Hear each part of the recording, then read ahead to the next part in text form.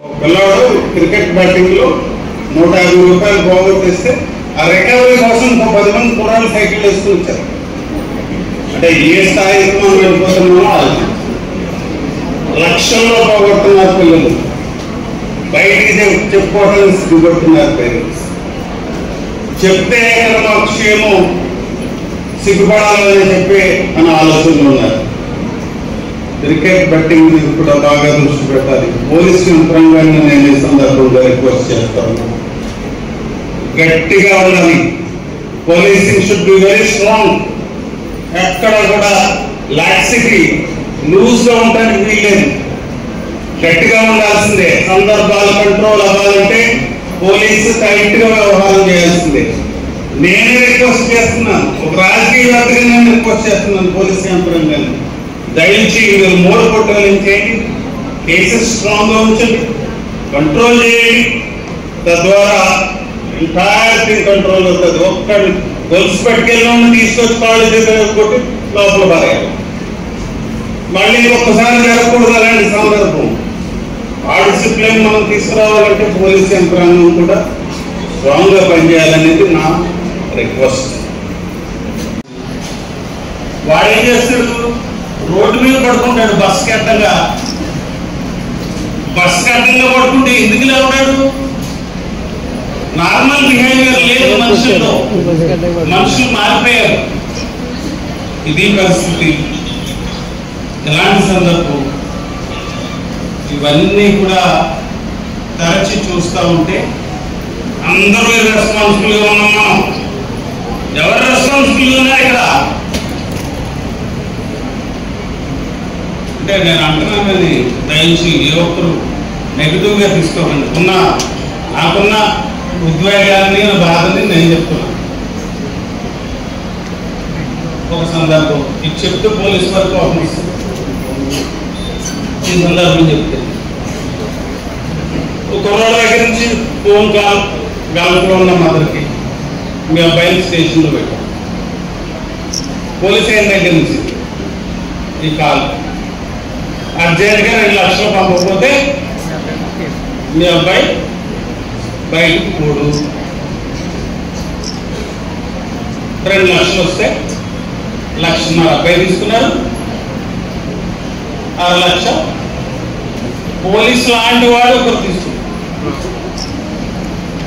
ఎవరు రెస్పాన్సిబుల్ దీంట్లో? ఎవరిని మోసగిస్తున్నావు? ఎవరు మోసపోతున్నారు? అందరం దీంట్లో ఒక సైకిల్. దీనికి తప్పనిసరిగా మనం చర్మగీతం పాడాలి.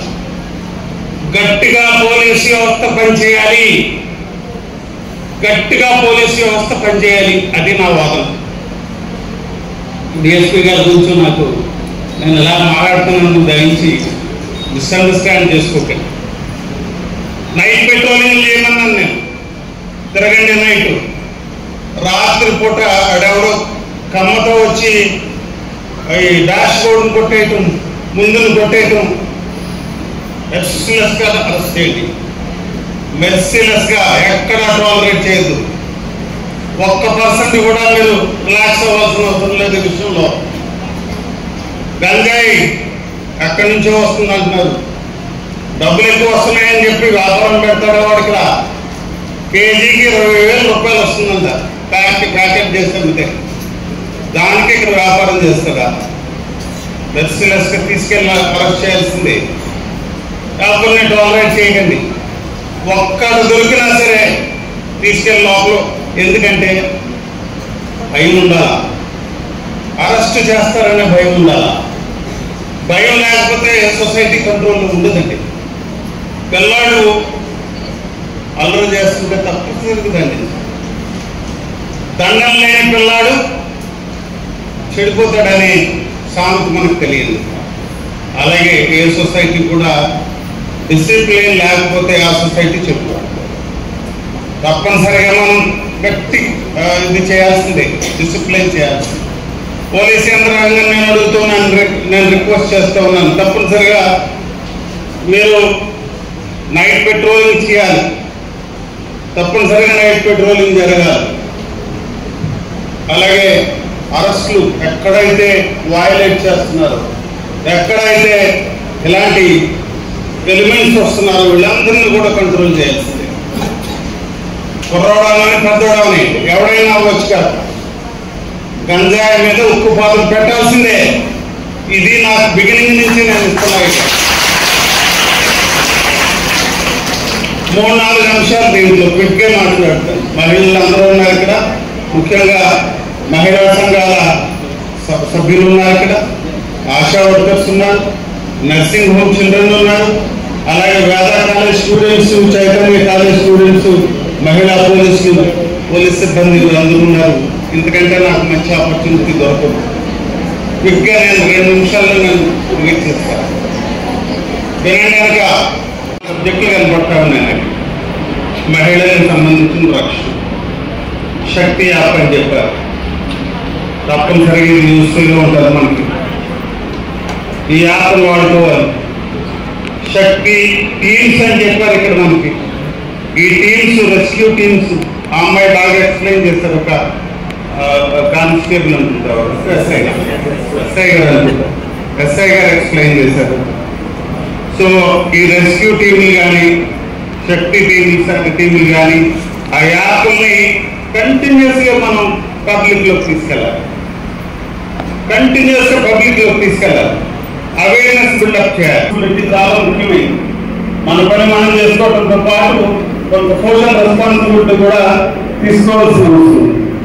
అలాగే మీకు ఇక్కడ పెట్టిన దీంట్లో డ్రగ్ అబ్యూస్, ఒక స్టేజ్ ఇంకొక స్టేజ్కి వెళ్తున్నారు వీళ్ళు. ఇంతవరకు గంజాయి ఎందుకంటే తక్కువ ఖరీదులో వస్తుంది కాబట్టి గంజాయి 200-300 అయిపోతుంది అనుకుంటా ఒక సెకండ్.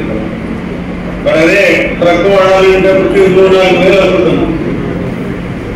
అది ఇంజక్షన్ అయ్యేటట్టు, లేకపోతే అలాగే కత్తిరించుకొని కట్ చేసుకొని పౌడర్ రాసుకోవడం, మరి ఇంకేం రాస్తున్నారు. అలాంటి డ్రగ్స్ కూడా వాడుతున్న పరిస్థితులు కనిపిస్తున్నాయి. చాలా లిమిటెడ్ ఉండొచ్చు, బట్ కొన్ని సందర్భాలు అయితే నా దృష్టికి వచ్చాయి. అలాంటివి కూడా కంట్రోల్ అవ్వాలండి. అలాగే మరొకటి గల్ఫ్కి సంబంధించిన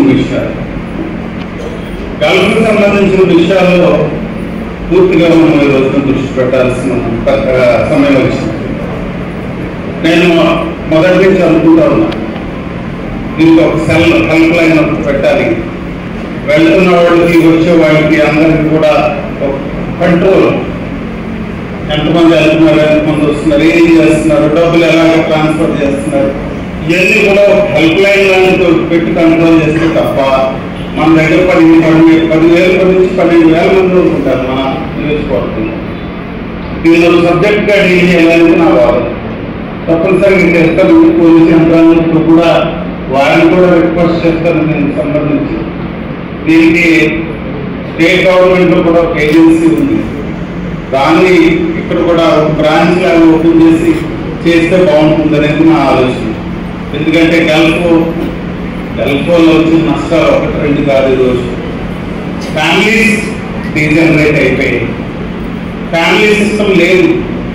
భర్త భార్యకి రెస్పాన్సిబిలిటీ లేదు, భార్య అంటే భర్తకి రెస్పాన్సిబిలిటీ. భార్యలు ఇష్టాలన్నీ ముట్టుకుంటున్నారు, కొంతమంది తప్పించుకుని వెళ్ళిపోతున్నారు, కొంతమంది వెనక్కి రారు. ఓళ్ళని సందర్భాలు నేను వింటాను. అలాగే భర్తలు ఎదురులాంటి చూస్తే అంతా ఇంత కాదు, అస్సలు రెస్పాన్సిబిలిటీ కనిపించట్లేదు. దీనివల్ల నష్టపోతున్నామో లాభం పొందుతున్నామో నాకు అర్థం కావట్లా. వెనక్కి వెళ్ళడం వల్ల డబ్బు సంపాదిస్తున్నారేమో కానీ సోషల్ ఫ్యాబ్రిక్ అయితే నాశనం అయిపోతుంది. ఇది నా ఆలోచన. దానివల్ల పిల్లలు నాశనం అయిపోతున్నారు. వాడికి ఏదో బైక్, తెలుగుడు, వాడు చదువు. ఇక్కడ గతానికంటే ప్రోగ్రెస్ ఏదైనా సొసైటీ అనేది ఒక స్టేజ్లో ఒక లెవెల్లో ఉంటే ఇంకొక స్టేజ్లో ఇంకో లెవెల్కి రావాలి. చదువులు ఎందుకు ముందు బాగుంటాయి. ఒకప్పుడు పరిస్థితి నన్నే చూడొచ్చు. నేను ఇక్కడ గవర్నమెంట్ స్కూల్లో చదువుకున్నాడు. నేనేం బయట కొత్త కాన్వెంట్లో చదువున్నాను కాదు. ఇప్పుడు చూస్తే చాలా మంది కాన్వెంట్లో చదివిస్తున్నారు. నేనేం కాన్వెంట్లో చదువుకోలేదు. అయినా కూడా ఐఏఎస్ రావడానికి ఏమీ వెనకాల. మరి ఈ రోజు ఎవరు చదువు మీద దృష్టి పెడుతున్నారా నాకేం కనిపించింది. ప్రోగ్రెస్ అయినా పెట్రోల్ బస్ ఏమో వెనకేదమ్మా అర్థం కావాలి. ఎడ్యుకేషన్ మీద ఫోకస్ లేదు మనకి ఈరోజు. ఏదో ఒక లెవెల్ వరకు తీసుకెళ్ళగలుగుతున్నారు కానీ అక్కడ ఆగిపోతుంది. దయచి దృష్టి పెట్టాల్సిన అవసరం ఉంది. బెట్టింగ్ విషయం మీకు చెప్పాలి. ఇప్పుడే ఒక ఇది చూస్తూ ఉన్నాను, 20 లక్షల కదా పోగొట్టేశారు. ఒక పిల్లాడు ఇందాక చెప్తా ఉన్నారు, బాగా చెప్తున్నారు. నేను 9th క్లాస్ కూడా ఈ బెటాలియన్ స్కూల్లో ఈ క్రికెట్ బ్యాటింగ్ లో 100, 150, 200 ఇలా ఆడ ఇవ్వట్లేదని చెప్పి 10 మంది కుర్రాళ్ళు ఇంటి మీదకి దాడి వచ్చారు. మీరు టైంలో వాళ్ళతో ఆదర చెప్పారు. సిగరెట్ తర్వాత అంతకంటే ఇంకా కిక్ కావాలి. సిగరెట్ కంటే కిక్ కావాలి. అవసరమైతే ఓపియం, నల్లమందు, కొకైన్, చీప్ గా వస్తుంది, గంజా వస్తుంది. చీప్ గా గంజా ఎక్కడ పడితే అక్కడ దొరుకుతుంది. కాలేజీకి వెళ్ళిపోతున్నారు, డబ్బులు కావాలి. సినిమాలు చూసి పక్కన వాళ్ళ ఫ్రెండ్స్ చూసి అదే ఆనందం అనుకుని డబ్బులు ఉండవు. అప్పుడు ఏం చేస్తున్నారు? బైక్ దొంగతనం చేస్తున్నారు పిల్లలు, కాలేజీ పిల్లలు. మేము అర్థేసే పిల్లలు బైక్ దొంగతనం చేస్తున్నారు. ఆ బైక్ మీద 4 రోజులు తిరుగుతున్నారు. అంతకంటే బైక్ మీద తిరిగితే బైక్ సరళ తీరిపోయింది. అంతకంటే ఎక్కువ కావాలి డబ్బులు. గంజా తాగాలి, దానికి డబ్బులు ఇంకా కావాలి. అప్పుడు ఏం చేస్తున్నారు? Chain snatching. టెంపుల్కో, మసీదుకో, చర్చికి వెళ్తున్నటువంటి స్త్రీలు ఎవరైతే ఉన్నారో వాళ్ళని టార్గెట్ చేసుకుని హెల్మెట్ పెట్టుకుని మన టవల్ కట్టేసుకుని చైన్ లాక్కుంటున్నారు. ఒక చైన్ లాక్కుంటే వాడికి ఈజీగా 2-3 లక్షలు వస్తుంది. దాంతో ఇస్త్రీ విడతాను. గంజా ఫస్ట్ గంజా తాగడానికి అలవాటు పడతారు, తర్వాత అమ్మడానికి అలవాటు పడతారు. లాభంగా ఉంది కానీ ఏదో ఒక రోజున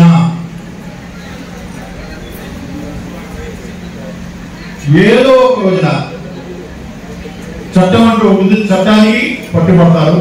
ఆ రోజుని వాడి భవిష్యత్తు రాసిన వాడు ఏడుస్తాడు, దానికి సంబంధించి మీరు ఏడుస్తారు. నా తల్లిదండ్రులు నాకు సరిగ్గా పెంచలేదని వాడు బాధపడతా ఉంటాడు. దయచేసి వెళ్తారండి అందరూ కూడా, అది మాత్రం మర్చిపోవద్దు. ముఖ్యంగా యువతలో మాదక ద్రవ్యాల దుర్వినియోగం పెరుగుతుందని మరియు అది ఆందోళన కలిగించే విషయమని మేము గ్రహించాము. మనస్ఫూర్తిగా ప్రతిజ్ఞ చేస్తున్నాము. మేము ఎటువంటి ప్రయోజనాల కోసం ఏ విధంగానూ హానికరమైన లేదా చట్టవిరుద్ధమైన మందులను వినియోగించబోమని హామీ ఇస్తున్నాము. ప్రతి వ్యక్తిని, ముఖ్యంగా యువతను మేము అవగాహన కల్పిస్తామని, తద్వారా భారతదేశంలో యువత మాదక ద్రవ్యాల రహితంగా జీవించవచ్చు మరియు వారి సమాజంలో సృజనాత్మక మరియు ముఖ్యమైన సభ్యులుగా మారవచ్చు. డ్రగ్స్ కు దూరంగా ఉంటూ ఆరోగ్యవంతమైన జీవితాన్ని బతుకుతామని ఈరోజు మనస్ఫూర్తిగా ప్రతిజ్ఞ చేస్తున్నాము. Thank you very much. ఇలాంటి కార్యక్రమానికి సంబంధించి మనకి